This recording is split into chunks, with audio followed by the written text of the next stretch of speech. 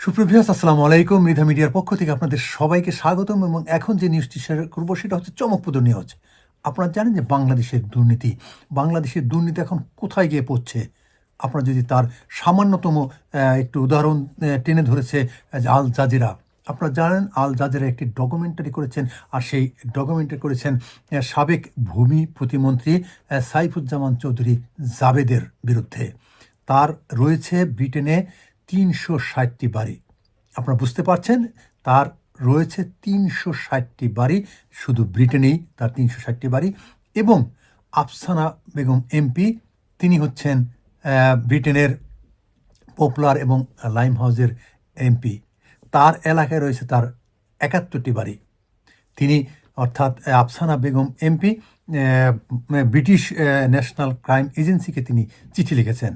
তিনি বলছেন, আল জাজিরার এই ডকুমেন্টারির উদাহরণ দিয়ে তিনি বলছেন যে সাবেক ভূমি প্রতিমন্ত্রী সাইফুজ্জামান চৌধুরী জাবেদের এই সম্পত্তি ক্রয় করা হোক এবং যথাযথভাবে এই অর্থ বাংলাদেশে প্রেরণ করা হোক এবং তাকে যেন আইনের আওতায়, সে যেখানে থাকুক না কেন, তাকে যেন আইনের আওতায় এনে তার উপযুক্ত বিচার করা হয়।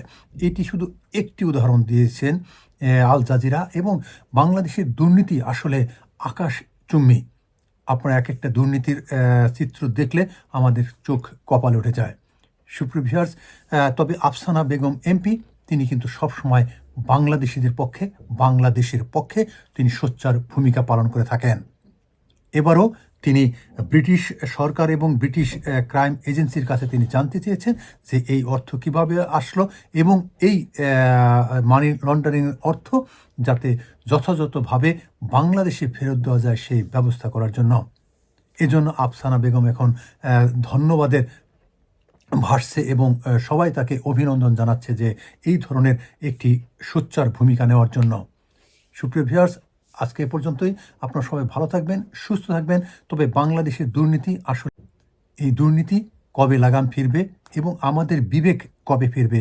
সবচেয়ে বড় জিনিস হচ্ছে যে আসলে মানুষের কত টাকা দরকার সেটা হয়তো কেউ নির্ধারণ করতে পারবে না, তবে বিবেক যদি ফিরে আসে যে একটি মানুষ ভোগ করতে পারবে কিনা।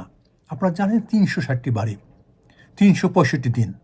শুধু ব্রিটেনই তার ৩৬০টি বাড়ি এবং বিশ্বের অন্যান্য দেশে তার কত সম্পদ রয়েছে সেটা তিনি নিজেও হয়তো জানেন না। সুপ্রিয় ভিউয়ার্স, এই অর্থ তিনি কিভাবে খরচ করবেন, কিভাবে ইনকাম করছেন সেটা তো বোঝাই যাচ্ছে যে দুর্নীতি করে করে তিনি এত বড় অর্থের মালিক হয়েছেন। কিন্তু এখন তার সাজা হবে এবং তার সমস্ত অর্থ ফিরিয়ে নেওয়ার জন্য ব্রিটিশ সরকার থেকে সবাই এখন সোচ্চার হচ্ছে। সুপ্রিয় ভিউয়ার্স, আপনারা ভালো থাকবেন, সুস্থ থাকবেন এবং নিজের বিবেককে প্রশ্ন করুন যে আসলে একজন মানুষের কত টাকার দরকার। সুপ্রিয় ভিউয়ার্স, আপনারা ভালো থাকুন, সুস্থ থাকুন এবং দুর্নীতি মুক্ত থাকুন। আল্লাহ হাফেজ।